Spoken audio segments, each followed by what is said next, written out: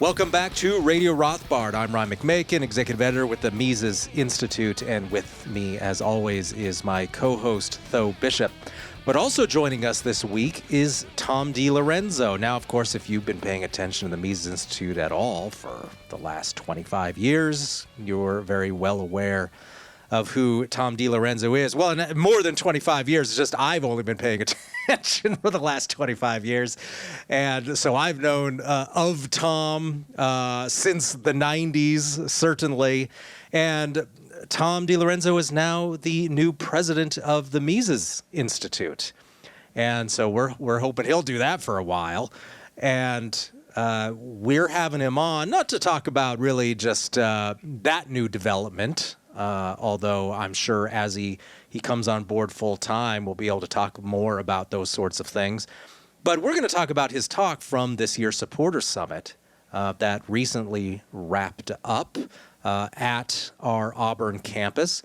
And the theme this year at the Supporters Summit was the decline of the dollar. And is the end of the dollar coming? How should we view that historically, and in terms of what the future holds for the dollar? Now, this was a wide variety of talks covering a variety of topics. Tom, we asked to cover to some extent the nexus between foreign policy and the dollar. And Tom gave us a talk, which we will post a written version of this on our site, so you'll be able to click on that in the description of this podcast, but also it should be still on the front page by the time this podcast posts. And this is on the topic of false virtue, the life and death of American exceptionalism, and this really looks at the moral basis behind what the United States has done with its dollar hegemony in the foreign policy realm. So welcome, Tom, and thank you for joining us.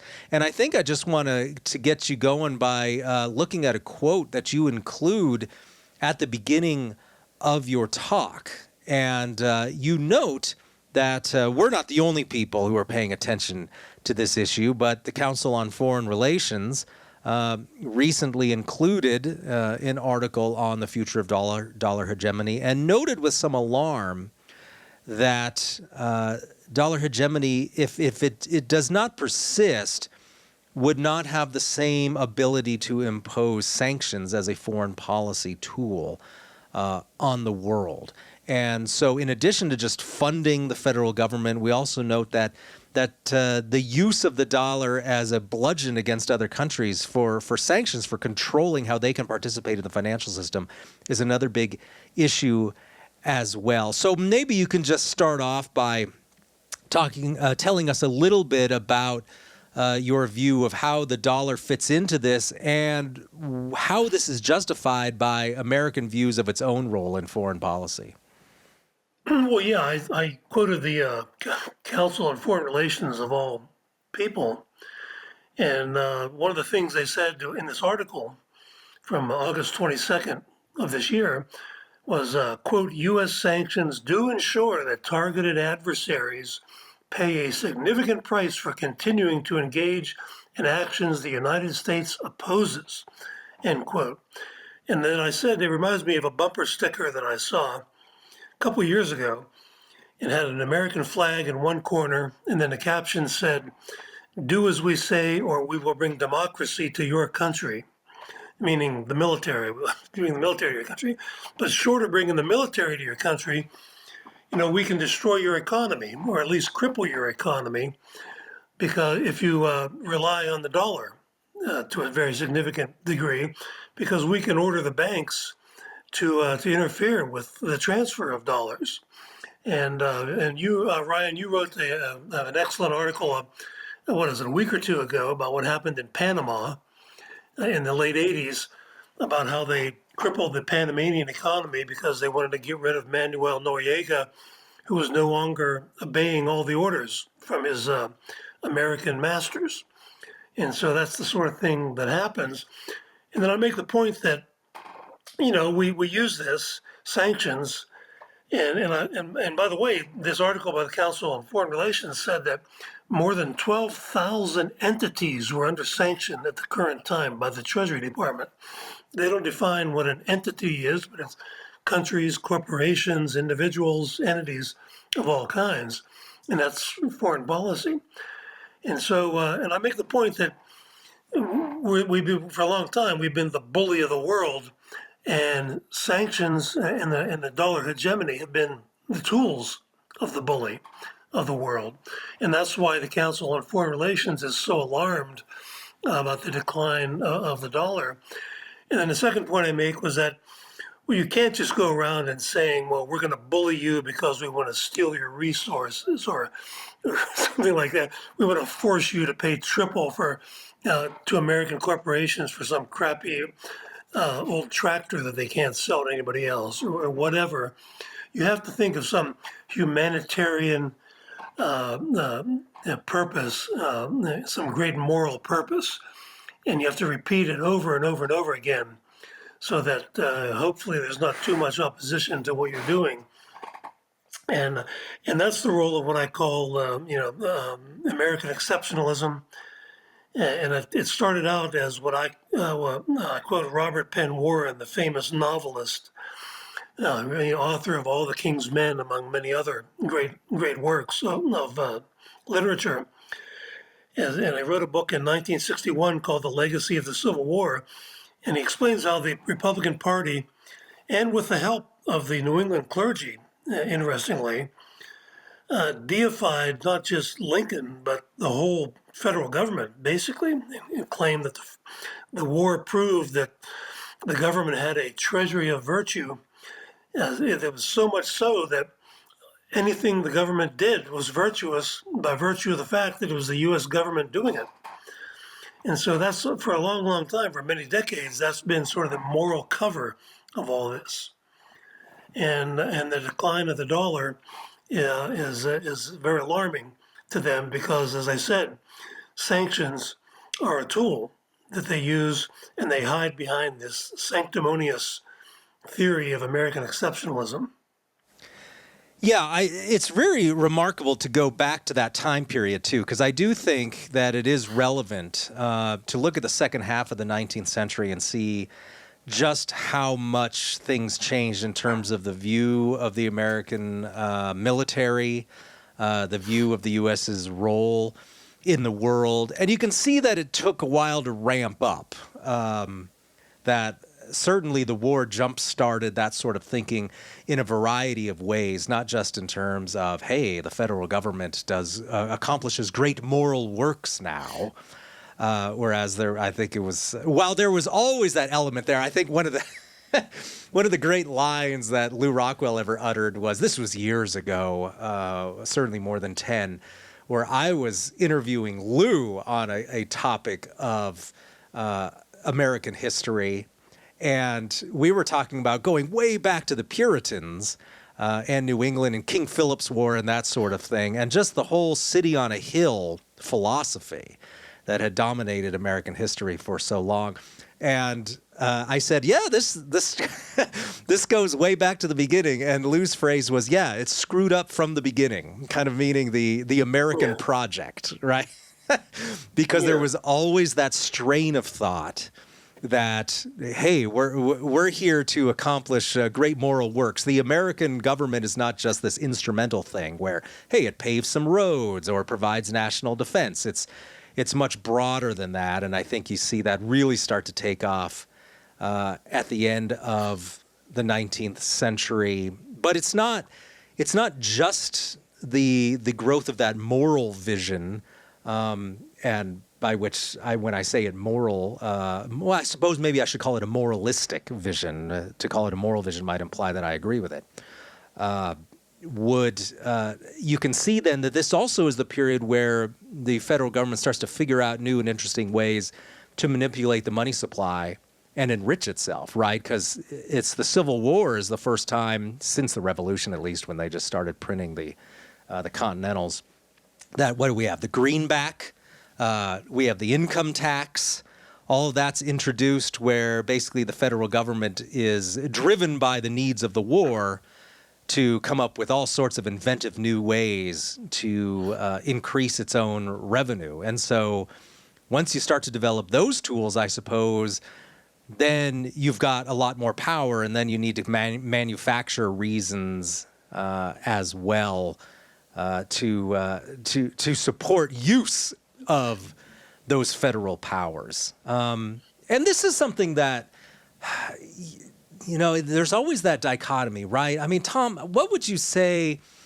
So after the war, you've got all these people who are going off on this moral vision of the United States as something new now. This all really perhaps culminates in the Spanish-American War, with William Graham Sumner saying that Spain had conquered the United States essentially because the United States had abandoned its vision of truly limited foreign policy and limited government with its conquest of the Philippines and Puerto Rico and all of that. But what would you say that the people who talk about all this city on the hill, moral vision stuff, treasury of virtue, how many of them are true believers, and how many of them were really just trying to justify the usual imperialistic impulses that people in powerful governments have?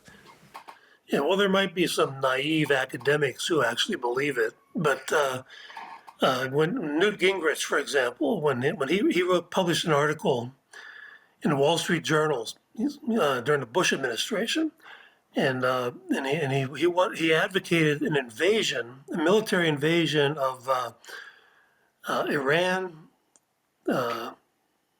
Iran, Libya, maybe even Saudi Arabia. I think 3 or 4 Middle Eastern countries at the same time. And the title of the article was Lincoln and Bush. And so he invoked, the treasury of virtue that Robert Penn Warren wrote about, of the Lincoln legacy, to say that, well, Lincoln would approve of a military invasion of all these countries simultaneously in the Middle East. And I wrote about that, and I said, Lincoln was not such a big fool as he would have done something like that. And so he does that. And then you had Eric Foner, the Marxist historian at Columbia University, who's now retired. He wrote an article in The Nation magazine in 1990 in which he opposed the breakup of the Soviet Union. And he called it Lincoln's lesson. He said, Lincoln would not allow the peaceful secession of the Soviet republics like Gorbachev did. So he said, the Russians need a Lincoln. They got to get rid of Gorbachev and find a Lincoln. And then Musharraf, the former dictator of Pakistan, when he invoked martial law in Pakistan, he quoted Lincoln. And so this whole idea of American exceptionalism, even foreign tyrants have tried to latch onto it and say, well, yeah, I agree with that. The Americans are exceptional, and I'm exceptional too, because I agree with that. I want to be like them. I'm exceptional. I want to destroy your liberties, just like the American government destroys Americans' liberties. And so these people are cynical, power-hungry, egomaniacal politicians and academics, for that matter. Eric Foner has always been for example, I'm the one in all my research on the Civil War. I ran across an article by him in which he said in the 60s, when he was sort of in the heyday, younger in his career, he and other prominent members of the history profession decided that they needed to rewrite the history of the Civil War and Reconstruction to support the Lyndon Johnson administration more. And so they consciously rewrote the history.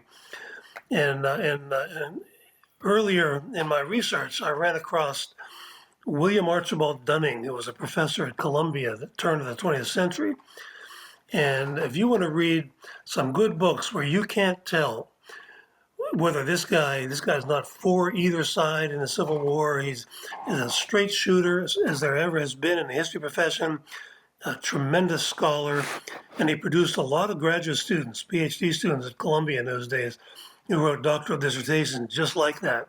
So there was once a great literature, factual history on the war and Reconstruction. And Eric Foner and some of his left-wing colleagues were unhappy with that. They wanted the American history to be more spun to promote the interventionism of the Johnson administration. And so there are dishonest academics like that who see themselves more as court historians or political propagandists. That's why I said there probably are some naive professors out there who actually believe this stuff. Sean Hannity probably believes it. On the Fox News channel, he repeats it almost on every show. He uses the word American exceptionalism. And a lot of Americans do too, because as I've written elsewhere, this became widely accepted in the late 19th, early 20th century. And I think it's because most Americans kind of like the idea of equating themselves personally with a government that was portrayed as being saintly, the most saintly and government in the world, and that's us. And so that played into the old propaganda line too, by the way, that the government is us. And don't criticize the government because we are the government. That's always been a big left-wing propaganda tool that you still hear to this day. And a lot of Americans fell for it. And I guess the class of Americans that fell for that is what H.L. Mencken used to call bubus Americanus, to make it sound like a scientific word for a dumbass. Well, one foreign leader I could imagine thinking of themselves kind of in the mantle of Lincoln would be Zelensky in Ukraine, unwilling to part with territory in spite of lingering cultural and historical disputes there with Crimea and the Donbass and the like. And I think this modern, within the current political sphere, I think the lessons from Reconstruction in particular have a lot of usefulness in understanding a lot of the current progressive projects, particularly coming out of the federal level. Again, kind of tapping into, it's the value system of DC today is, I think, in many ways different in terms of the underlying religious tones that they want to portray, the underlying values, the move to this more woke, secular sort of dynamic, but ultimately the underlying pinning there of this sort of moral crusade against these deplorables, this underclass, this seditious class. We've seen it play out with sort of the way the federal courts have preempted election kind of congressional maps within the state level, the extent to which the federal ideologies within academia have had consequences, even within relatively red areas, in terms of the direction of their population, their institutions, and the like. And so it seems those Reconstruction narratives of the victorious federal government being able to come in and completely recreate, tearing down established institutions, established natural hierarchies, and imposing with kind of carpetbaggers and kind of the agents of the regime. This is something that I think Americans right now are feeling in their day-to-day lives. I think that's leading to a lot of the anxiety and the political polarization. And of course, this mirrors as well the kind of the bankruptcy of the state and the real treasure of the federal government with the inflationary pressures and the like. And it seems that the lessons of that Reconstruction era and again this dominating aspect of the federal government with these cultural conflicts with still large swaths of America are still very much alive today. Yeah, it sort of reminds me of our friend Bruce Yandel, the old Clemson University economist. I think he's now retired, who has spoken at the Mises Institute. He's known, and I urge your listeners to go on YouTube and look at his great talk on what he calls bootleggers and Baptists. And it's a phenomenon where he says a lot of regulations, government controls and regulations, are the result of some sort of coalition between the sort of moralists or even religious people and just plain old greedy, money-grubbing business people. And his first example is prohibition. The bootleggers were for prohibition for obvious reasons, because the making liquor illegal put them in business. But they had to have some sort of moral cover. And so the people for religious reasons were against alcohol. were their moral cover. And so Bruce, in his work on regulation, and he's written, volumes on the economics of regulation, says this is a major part of what goes on with government regulation. There always has to be some sort of moral cover for the profits. And I would think that the Pfizer Corporation and the whole COVID pandemic thing would be a perfect example of that, where it had this moral fervor to it. You're a criminal or a enemy of society if you don't take all these shots. And in the meantime, it's just all about making more money for Pfizer and eliminating hydroxychloroquine and ivermectin and the other competing products. And so I think that'd be a good example of that. And Jeffrey Hummel wrote this book, Emancipating Slaves, Enslaving Free Men, I don't know, 20 some years ago now. But one of the concluding chapters, he said one of the effects of the Civil War is that this idea that the government had the ability to do great things, to do just about anything, if it wanted to. And he doesn't talk about this moral aspect of it that I mentioned, that you just mentioned. But yeah, you combine that belief that the government can centrally plan just about anything, and you add a moral component to it. That's a powerful engine of statism you've got there. And that's, of course, is one of the reasons why I've been criticizing it as much as I can. And I think I'd like other people to join on the bandwagon, because that really is the cornerstone of a lot of the American empire. And that, which is why the Council on Foreign Relations is so panicked, apparently, about the possible impending decline of dollar hegemony. Well, it's of course shouldn't surprise us, I suppose, that the CFR keeps tabs very closely on the dollar and the U.S.'s ability to use it for foreign policy purposes.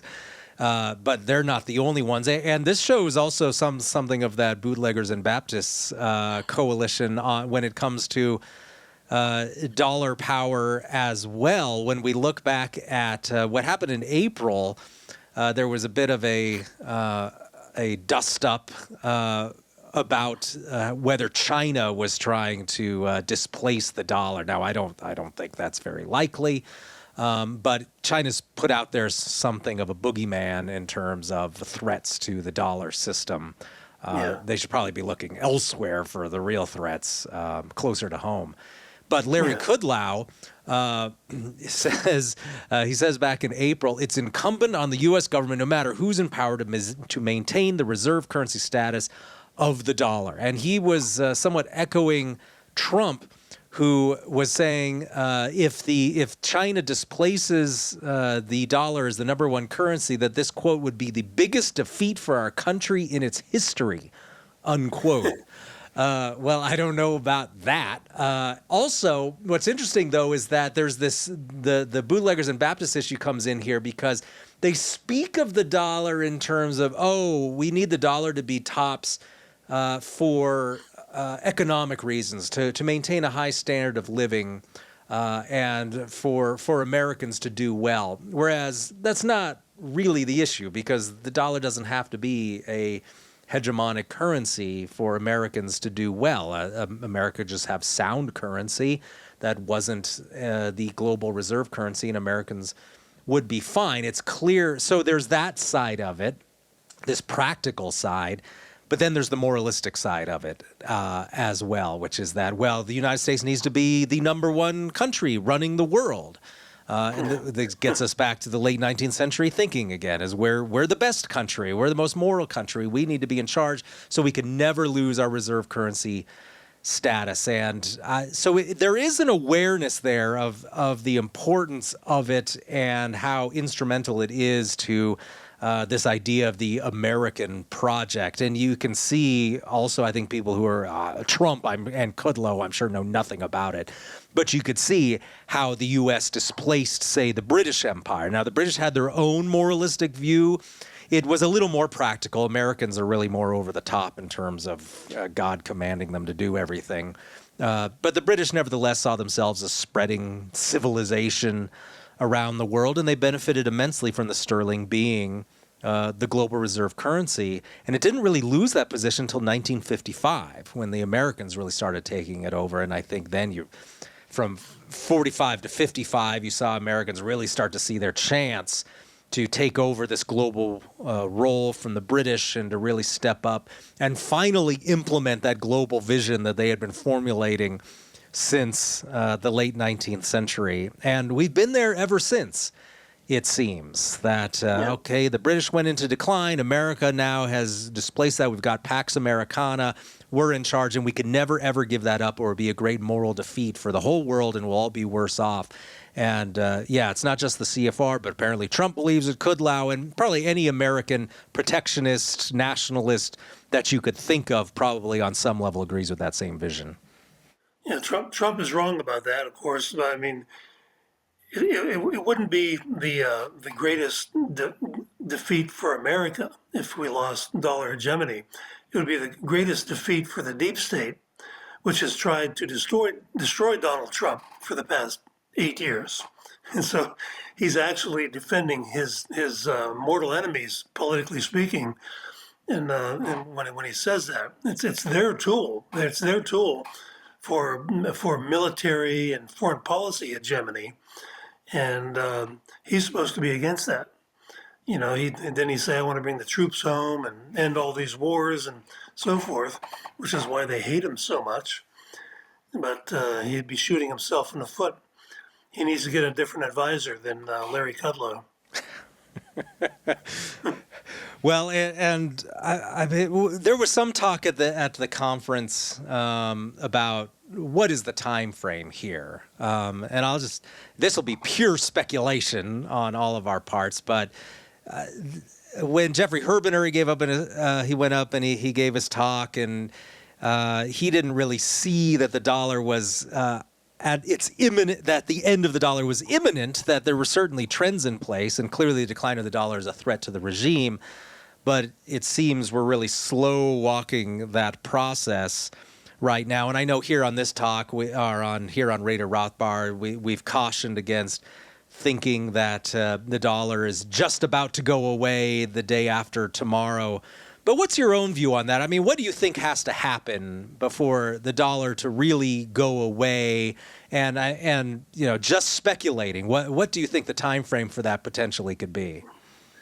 Well, never underestimate the ability of other governments to destroy their currencies.